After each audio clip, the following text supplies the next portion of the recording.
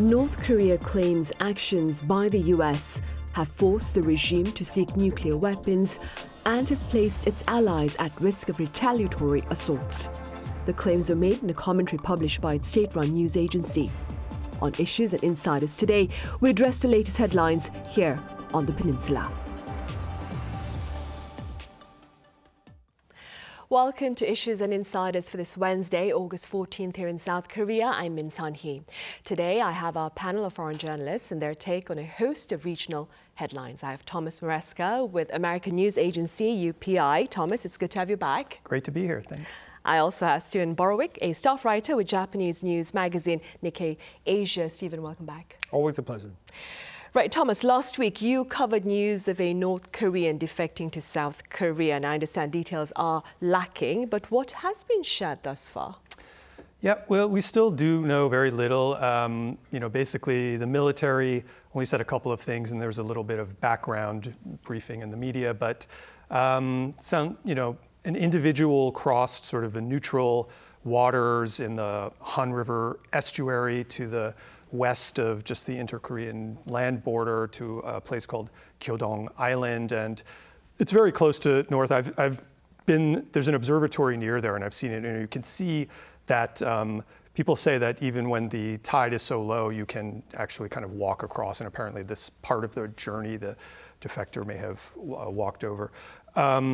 We still haven't heard anything beyond that. I mean, a couple of things I guess are noteworthy is one is it's still quite rare to see defectors crossing, at the border between North and South Korea. I mean, usually it's via China and then a third country, so that's quite rare. I mean, there was, some people in a boat last year in October on the East Coast, and then maybe in the West Sea there was, October or May of 2023, there was 13 people in a wooden boat. But, generally speaking, we don't see too many crossings over there.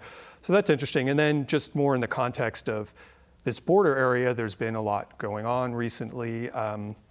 We know that North Korea has been sending these trash balloons, and in response, South Korea had started the loudspeaker broadcast, propaganda, K-pop songs.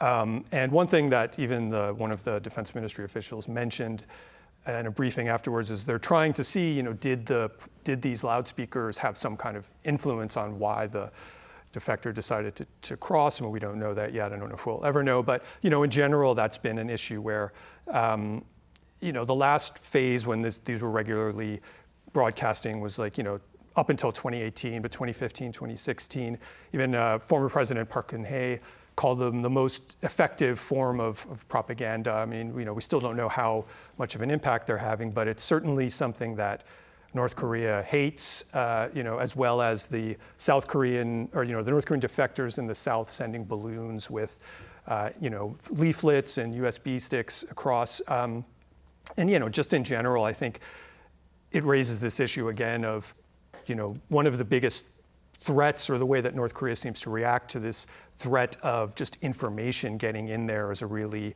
powerful, thing at play here. And we've seen North Korea really crack down. Just defectors in general have gone down quite a bit since really COVID started, where, the borders were sealed, and they've also made a bigger effort to really keep people in, but they've at the same time really doubled down on restricting information and making the penalties for having South Korean media more and more severe, this anti-reactionary thought law and, prison sentences and reports of even execution. So I think, that's something to keep an eye on. Is there an effect of maybe more information getting in there? But, we don't know how much we're ever going to find out. Often these sort of anonymous defectors, you don't hear that much from them. I mean, some of the more high-ranking ones, like, the former diplomat from Cuba, maybe we'll do an interview. But so we don't know, but that's kind of where things stand. Right, indeed. Meanwhile, Stephen, a former UN official from Canada has reportedly been detained in Switzerland on espionage charges. What more can you tell us about this incident? A lot of the facts are not in yet, and so we don't have a lot of information to go on. But this is somebody who was an environmental consultant who traveled to China regularly and has been detained by Swiss authorities on possible espionage allegations. So this is somebody that was going back and forth to China, and I guess authorities picked up on some kind of potentially suspicious activity, maybe some potentially suspicious ties to Chinese individuals or entities. The investigation is ongoing now, and I think all of us in the kind of North Korea watching community will be interested to see what comes out. There's been some high-profile cases in recent years of people being detained in China, of Western intelligence actors having some kind of questionable activities and questionable relationships. So hopefully we'll get some kind of transparency as to what's really going on here sometime soon. Right, because it is a developing story, of course. Thomas, back on the Korean Peninsula, North Korea continued its coverage of Kim Jong-un revisiting flooded regions and offering victims their refuge in the North Korean capital city, Pyongyang. What are your thoughts on this latest image-making effort, if you will? Right, it is an image-making effort. It's sort of the flip side. I mean, this is the propaganda at work, you know, the keeping the outside world news out, and you know, we kind of can see how North Korea basically tends to, you know, spin their own coverage of events.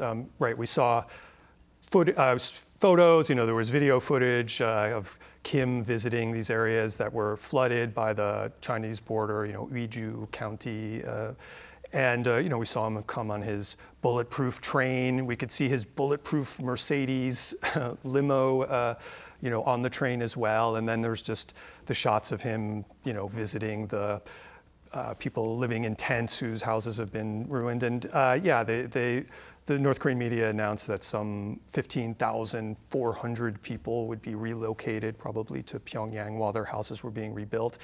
You know, again, kind of notably, you know, he kind of went out of his way to address the South Korean media coverage of what happened there. In the South Korean media, they reported 1,000 or even 1,500 people had died. You know, they announced a helicopter accident there, and Kim basically, you know, called it fake news, said it was, you know, vicious smear campaign, and said there was no casualties, amazingly. So, you know, that's kind of interesting perspective there. And then also, you know, Kim and North Korean media really is pushing this idea of, you know, we'll handle this, you know, the self-sufficiency narrative. He mentioned Russia offering aid, but, you know, South Korea has also offered humanitarian aid, and, you know, the international community, you know, would, I'm sure, be willing to offer aid, but North Korea is just kind of rejects all of that out of hand. You know, on the one hand, maybe there's more going on with Russia. I mean, clearly the Russia relationship has helped the economy to some extent. There's been some reports of Russia sending like food, even goats, over to North Korea to help with the, you know, food shortages. But at the same time, you know, you can see how probably at the cost of individuals making the point of, you know, we're self-sufficient, we won't accept aid from our enemy, South Korea. You know, there's a price for the you know, they'd rather kind of win. This regime seems like it would rather score the propaganda point than, you know, perhaps helping the people in need. Right.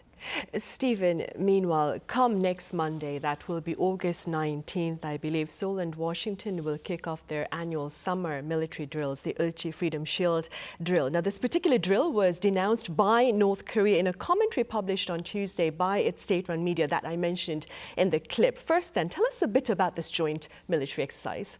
These are routine defensive exercises that the allies carry out, and the idea is that they need to get out and have not everything just be so purely theoretical in how they carry out the defense, but like to go out and practice things. And these drills involve 19,000 troops, and they focus on a lot of computer simulated things like how to defend against GPS jamming attacks and other kinds of cyber attacks, things that North Korea is known to carry out. And you know, when I look at these drills, I always think of something that a USFK spokesperson used to like saying at a press conferences. He used to say, "These are about being ready, and the best way to be ready is to be ready."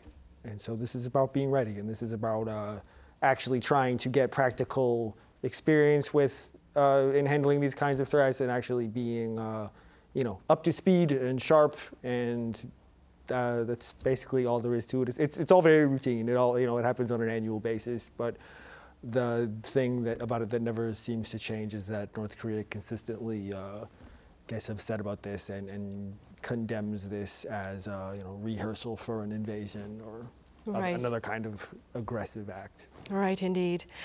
Meanwhile, Thomas, shifting gears to local headlines here in South Korea, a dog meat ban went into effect earlier this month here in the country. You covered it, I believe, right, Thomas? Yes. So last week, the law banning the breeding, slaughter, and selling of dogs for consumption was passed in January and went into effect last week, but there's still a grace period until February 2027. At that point, penalties would start to come in. I think it's up to 30 million won if you're a butcher, and some jail time, and 20 million won for selling or breeding dogs. But in that interim period is meant to be a chance for businesses. The Ministry of Agriculture, Food, Rural Affairs that's kind of overseeing this, I think identified there's 5,600 affected businesses, and they, will have this period to transition to either just, shut down operations or transition to something else. And the ministry is supposed to give them assistance, financial aid, loans, consulting, if you're a farmer and want to grow, switch to something else, or a restaurant changing your menu. So that's, basically the clock is kind of ticking now. I mean, there's still issues to be ironed out. The ministry is going to release, it's called a basic plan next month that will give more details about the type of compensation. There's been some, arguments about how that will play out. And, the farmers in particular have still continued to be outspoken against the ban and have filed a legal action in the Constitutional Court a few months ago, and are still complaining that, their freedoms are being, stepped on. But generally speaking, I mean, it's interesting. I've followed this story for a while, and it seems like the kind of thing where, public opinion has been turning for a long time against it, and people are certainly not eating, I mean, this is actually the moment of the year when people would eat it the most. Is boknal, hottest season, and this bosintang is the stew that people eat. But there's been reports, I've talked to some activists already, the restaurants serving it are seeing really, really low business, and a lot of other businesses have already closed. But still, it felt like something that was so gradual, and then all of a sudden last year it really, tide started to turn. The First Lady Kim Jong-un spoke out against it, and both political parties got a bill passed. So yeah, I mean, that's where it's at. I think also it's just, I own a dog, and you can see the dog ownership culture has grown so dramatically in South Korea just in the past few years. So I think that's part of it too. And I think, most people don't eat it, but I think the willingness to support a ban has only kind of come in the last couple of years, but it's happened very quickly. Right. If I could just ask a quick question, just to follow up, if that's okay. Just a lot of these restaurant owners, are they not kind of eyeing the door anyway, because of the declining state? Is this not maybe a good opportunity for them to transition to something else? I'm kind of surprised to hear that they're sticking to the business I don't disagree. model. I think the restaurants, the farmers seem to be the ones that have been the most outspoken against it. But I think some of that too is there's some maybe jostling about, can we get the most compensation possible? There was some leaks in the media have said, the ministry is going to pay 300,000 or 400,000 per dog or something like that. And there's something, can you, maybe exert some public pressure to get that figure higher? But some activists are saying they hope that doesn't even become kind of a metric, because then that would almost incentivize the farmers to get as many dogs as possible before they. So there's sort of that positioning in the background. But I think, as you say, I mean, most of the farmers are quite old already anyway. And I think a lot of the restaurant owners, most people have seen the writing on the wall for a while. But. Well, so the ban has gone into effect since last week then, and it's officially the clock has basically started ticking, but there is this period they Grace have until period. February 2027, and that's when the penalties will start to, be enforced. Right, I see. All right, well, Steven, the Paris Olympics came to a close this past weekend, and let's talk about Team Korea's performance. What were some of your takeaways?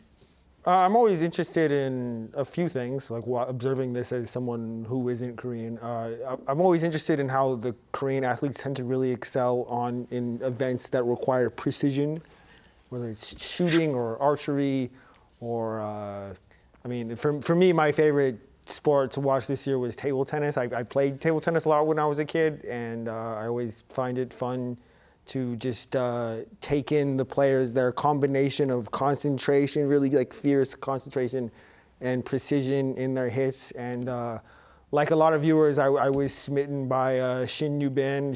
I came across this, like a lot of people did, this video of her when she's 5 years old and she's on Star King. And it was an endearing video. Oh, I watched it over and over again. And she just really kind of bluntly tells the host that she doesn't like him because he's fat. And she's only barely taller than the table, and she's 5 years old, and she's already hitting and returning with incredible precision. And it's just obvious, like, even though she's that small, you can see that, like, she's clearly got what it takes to go very far with this. And to now be able to watch her in her adulthood performing on the highest stage, I was glad to see that she got a medal. I watched the South Korean women's team's final match against China, and as impressive as the South Korean team or the Chinese team is, like a whole other level of just unstoppability. And I think this was an Olympics that a lot of South Koreans had kind of modest expectations for. Like the level of like public interest going into it didn't seem all that high, but it was nice to see some kind of heartwarming exceeding of expectations and athletes coming away with medals in cases where they were not necessarily predicted to. So it was all good. Right. Thomas, as Steven mentioned, Team Korea departed for Paris with a modest goal of, I think, 5 gold medals. It came home with 13 gold medals, ranking 8th overall. What were some of your takeaways from their performance? Right. I think as Steven mentioned and you just said, I think the low expectations kind of made it great to see that that the Korean team exceeded so much. And I just think, personally, nobody I talked to seemed interested in the games before they started. Some of the higher profile, like the men's football team, didn't make it.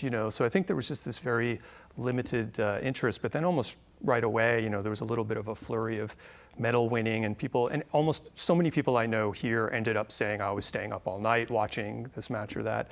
I watched table tennis as well. I got a little bit into taekwondo, which, is the Korean originated sport. So it was kind of good to see Korea win a couple of golds in that after last Tokyo Olympics, not coming away with a gold, particularly Kim Yoo-jin, the woman who was very low ranked. So it was kind of fun to see the underdog. She was knocking off all the top, opponents along the way. And, I think in general, taekwondo, they can also, it is cool to see that it's become such an international sport.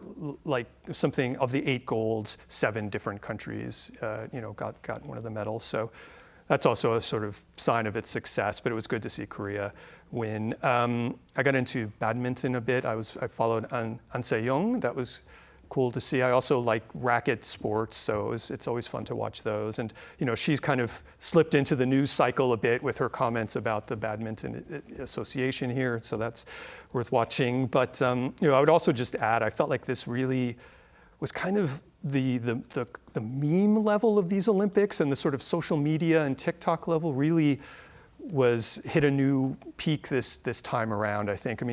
All these, TikTok and Instagram have been around, but the last couple of Olympics had that COVID sort of lower key thing, but this time it really took off. And I thought Korea was kind of well represented in that. Kim Ye-ji, the shooter, she was, I think, the first sort of breakout, like, meme star of the Olympics. They were praising her aura, as they say, and just this cool sort of look. Oh Sang-uk, the fencer who won gold, he was kind of like the hot boy for a while on the internet. And even the South Korean and North Korean table tennis teams had that selfie on the podium. So there's a lot of social media representation. I think in general the whole Olympics kind of had that spirit. And I think also the low expectations about Korea. I think honestly the whole Olympics kind of had this sense of, oh, are they going to be able to pull this off? And generally speaking, it seemed like it was a big success all the way around. Right. And speaking about success, Steven, breaking made its debut at the Olympics in Paris this time around, and Canada took the title. I have to say, it was a phenomenal performance. What were your thoughts? It was very impressive. Thomas and I were just talking about this earlier. There was also the very unorthodox performance by an Australian breaker. And it's, of course, as a viewer of the Olympics, you have to admire that, like, these are the people that are the best in the world at what they do. They clearly put a ton of practice into their craft. I do kind of wonder if the Olympics is really the right format for breaking, though. I always feel a kind of ambivalence when in the Olympics you have things that are based on judgment, and there's very sort of, it's not entirely subjective, but to a significant extent, it's you could have medal results really depending on the view of the judge and like how they interpret things, and they have a fair bit of leeway. When I think of the Olympics, I think of something like javelin. Who can throw this object the furthest? Or I think of sprinting. You all start at one line. Whoever gets to the finish line first is the winner. I tend to think of the Olympics as this sort of a raw measure of speed and strength and athleticism, and those are the things that I'm probably more inclined to watch. We just got the news that breaking will actually not be in the next Olympics. I'm not entirely sure why it was selected for this, and then after only one Olympics, it was removed again. But maybe organizers in LA shared your thoughts. Yeah, perhaps. But I mean, just about the Olympics in general, like in this day and age that we live in, where everybody's on social media, everybody's streaming, it's so rare that everyone is all kind of watching the same thing. It used to be that like the biggest primetime TV shows everybody would watch on a particular night of the week, or like everybody would watch the big sport game, whether it's baseball or basketball or whatever. It's really rare that we have this kind of collective experience of everybody watching and talking about the same thing. So to me, the most welcome aspects of the Olympics is just kind of being reminded of that old idea of like the monoculture of everybody sharing in a particular experience. It's fun for that reason. Right, it was, especially here in Korea, like Thomas was saying, virally as well. All right, I'm afraid that's all the time we have for this edition. Stephen, thank you so much for your time and your thoughts. Thank you. And Thomas, thank you very much for your insights. Thanks. Right, well, that ends this edition of Issues and Insiders. Thank you for watching. We return same time on Friday, as tomorrow, Thursday, August 15th, is a national holiday marking Liberation Day.